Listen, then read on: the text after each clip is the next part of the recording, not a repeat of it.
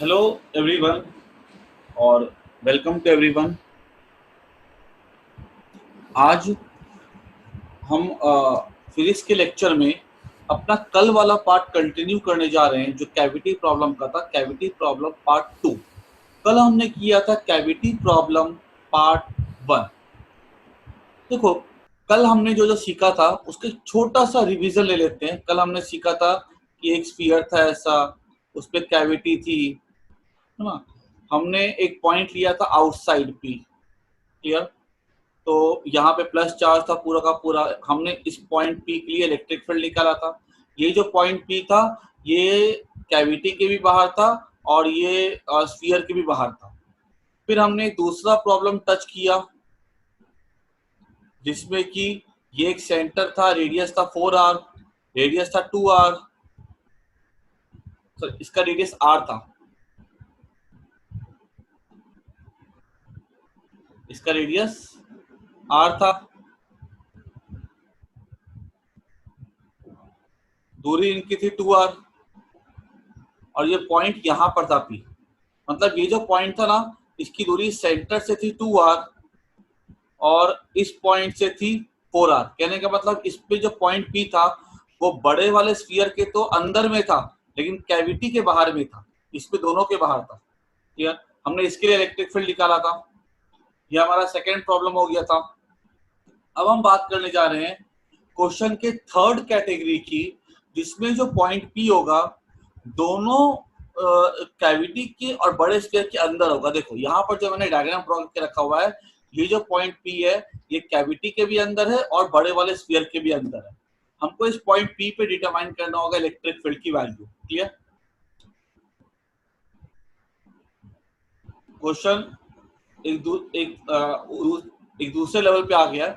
तो क्लियरली यहाँ पे देख सकते हैं हम लोग कि यहाँ पे जो सेंटर है ना, ठीक है, ये जो सेंटर है यहाँ पे,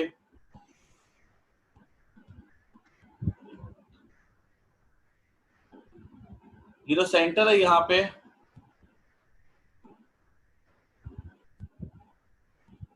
ये वाला सेंटर एक यहाँ पे हमको दिख रहा है O बड़े स्फीयर का है, O डैश छोटे स्फीयर का है। पॉइंट P देखो कैविटी के अंदर है।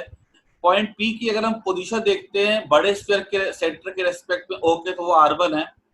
छोटे वाले स्फीयर के रेस्पेक्ट में देखते हैं तो वो R2 है। क्लियर? अब हमको इस P पे निकालना इलेक्ट्रिक फील्ड है। जब P पे हमको निकालना इलेक्ट्रिक फील्ड है तो हम क्या लिख सकते हैं, यहाँ पे हम क्लियरली बोल सकते हैं कि ये जो स्फीयर है this is a combination of two sphere. बड़ा स्फीयर एक और छोटा स्फीयर का कॉम्बिनेशन है। इलेक्ट्रिक फील्ड, ये ए स्फीयर, ये B sphere. Electric field due to A क्या हो जाएगा, rho by 3 epsilon naught R1 vector. बच्चों देखो, इलेक्ट्रिक फील्ड इनसाइड स्फीयर का फॉर्मूला क्या था, रो बाय 3 एप्सिलॉन नॉट R1 का वेक्टर। अंदर के लिए हम क्या लेते हैं, अंदर का डिस्टेंस लेते हैं। क्लियर? ये फॉर्मूला फिक्स है इंटीरियर पॉइंट के लिए। हमसे पूछा जाएगा electric field due to B क्या हो जाएगा, तो हम क्लियरली बोल सकते हैं rho by 3 epsilon naught R2 vector. क्योंकि इसके लिए क्या है देखो तो, इलेक्ट्रिक फील्ड इसके लिए दूरी क्या होगी, छोटे वाले स्फीयर के लिए P की दूरी सेंटर से कितनी होगी, R2 होगी। मतलब यहाँ पे अगर हम लेते हैं तो वहां पे आपको डिस्टेंस कितना मिलेगा, ये डिस्टेंस आपको R2 मिलेगा, जो कि मैंने बहुत ही क्लियरली यहाँ पे दिखाया हुआ है। ये डिस्टेंस R1 मिलेगा, ये डिस्टेंस R2 मिलेगा और यहाँ पे मैं लगाऊंगा माइनस साइन एक। क्लियर? ये किसका कॉम्बिनेशन हो गया, full charge plus negative charge. Full charge कर दो और नेगेटिव चार्ज यहाँ प्लेस कर दो। ठीक है? अच्छा, अगर हमसे पूछा जाएगा रिजल्टेंट इलेक्ट्रिक फील्ड क्या होगा, तो हम क्या करेंगे, इस दोनों को एड अप कर देंगे। Rho by 3 epsilon naught R1 vector minus R2 vector, ये तो हमारा रिजल्टेंट फील्ड हो गया। This implies that rho by 3 epsilon naught. अच्छा देखो, अब ये R1 vector minus R2 vector क्या होगा जरा देखो। What is this L vector, ये L वेक्टर इस सेंटर से लेकर के इस सेंटर का डायरेक्शन हो गया, है ना।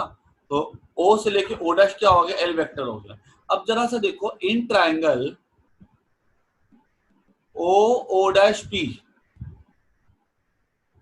हम क्या ले सकते हैं, R1 वेक्टर, तो L1 वेक्टर हम ऐसे यहां से यहां गए, L1 गए, प्लस R2 वेक्टर किसके बराबर हो जाएगा, R1 वेक्टर के। ये कौन सा लॉ था, triangle law of addition. This implies that L vector हो जाएगा R1 vector minus R2 vector. हम यहाँ पे देखो R1 vector minus R2 vector को यहाँ पे क्लियरली क्या ले सकते हैं, L वेक्टर।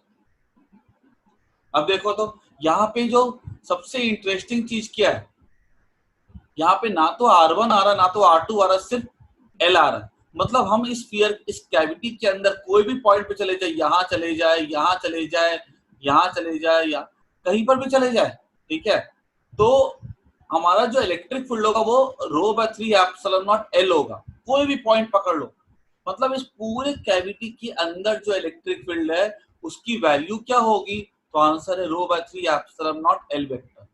पूरे कैविटी के अंदर इलेक्ट्रिक फील्ड की डायरेक्शन क्या होगी, तो वो ऐसी हो जाएगी। अगर हमने कैविटी को ड्रॉ किया ना, अगर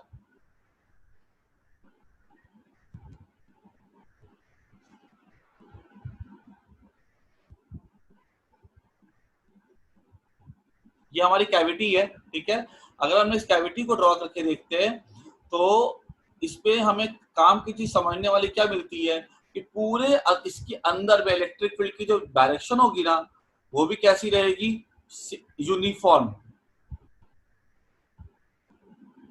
क्योंकि ठीक है यूनिफॉर्म रहेगी। और वैल्यू क्या रहेगी, ρ/3 ε0 L कैप। इसीलिए कभी भी अगर हमको यूनिफॉर्म इलेक्ट्रिक फील्ड चाहिए होती है ना, तो उस यूनिफॉर्म इलेक्ट्रिक फील्ड को ऑब्टेन करने के लिए हम क्या करते हैं, एक यूनिफॉर्मली चार्ज स्फीयर के अंदर हम एक कैविटी बना देते हैं। उस कैविटी में हमको इलेक्ट्रिक फील्ड कैसी मिलती है, यूनिफॉर्म मिलती है, ठीक है।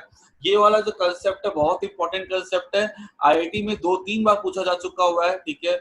हमको ये इसका डेरिवेशन विथ द रिजल्ट हमको परफेक्टली याद होना चाहिए, क्लियर। अच्छा, अब ये हमको क्लियरली समझ में आ गया। अब हम बात करते हैं इस पे दूसरी, कि अगर मान लो कि इस पे एक न्यूमेरिकल कैसा आ सकता है, ये सबको नोट कर जाना, इस एक्सप्रेशन को याद कर जाना। Repeating once again, the electric field inside a cavity is uniform and has same magnitude at every point and the magnitude is this and the direction is this, okay. अब देखो इस पे कैसे न्यूमेरिकल्स आते हैं।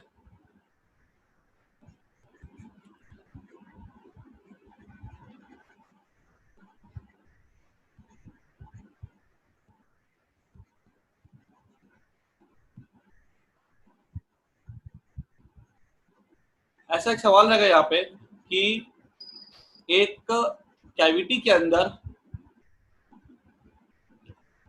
इस ये जैसे ये कैविटी है, इसके अंदर कैविटी के अंदर एक इलेक्ट्रॉन पैदा होता है। ये कैविटी का पार्ट हो गया, ठीक है। बोला गया कि इस कैविटी के अंदर, इस कैविटी के अंदर यहाँ पे एक इलेक्ट्रॉन पैदा होता है। इसका रेडियस हमें आर दिया गया है।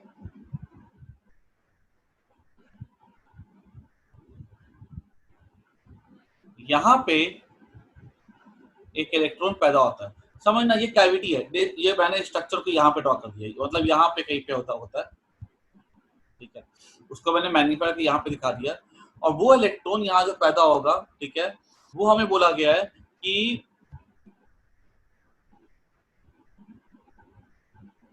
वो इलेक्ट्रॉन यहाँ पे से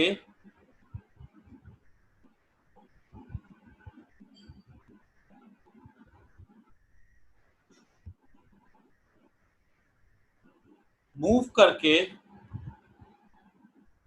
यहां चला जाता है, ठीक है।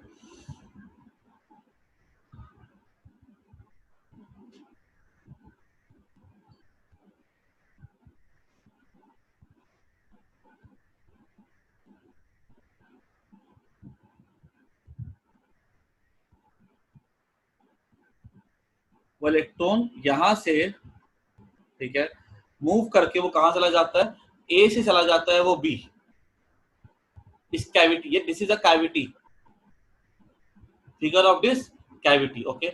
इसके आजू बाजू पूरा चार्ज होगा। तो बताना है कि अगर वो यहां से यहां जाता है, जो कि इस फिगर में ऐसा दिखा रहा हूं मैं, और हमें बोला गया है कि ये जो एंगल जो है ना, हमें दिया गया है 45 डिग्री,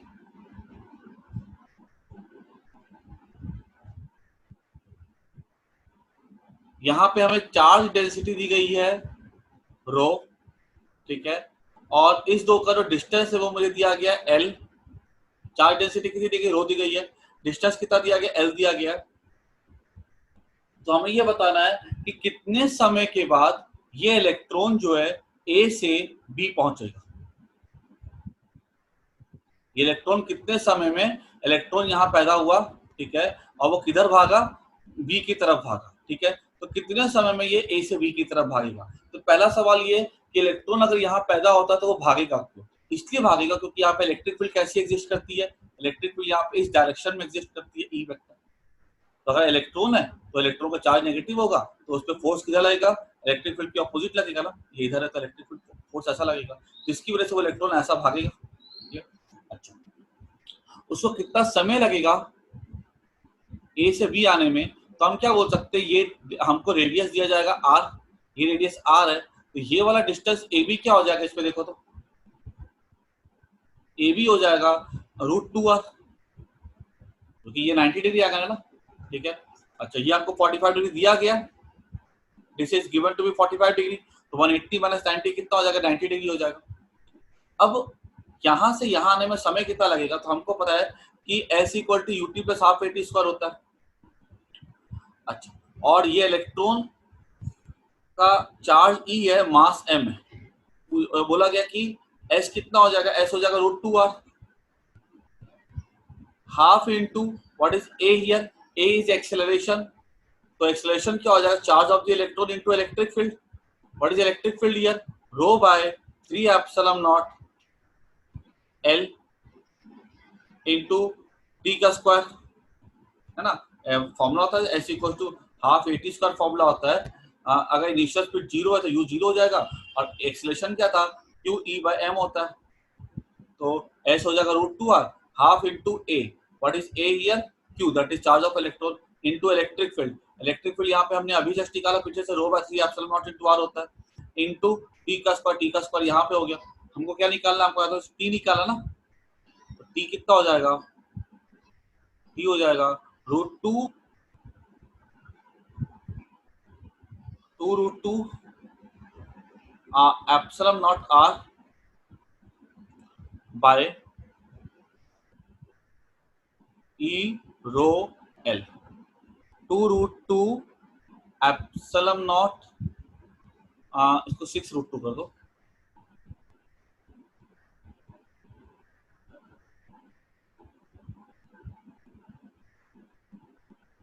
ठीक है, 6√2, ठीक है, 6√2 epsilon naught r by E rho L, ठीक है। ये हमारा टी स्क्वायर हो जाएगा, टी निकालना है, इसको रूट पे डाल दो, ठीक है।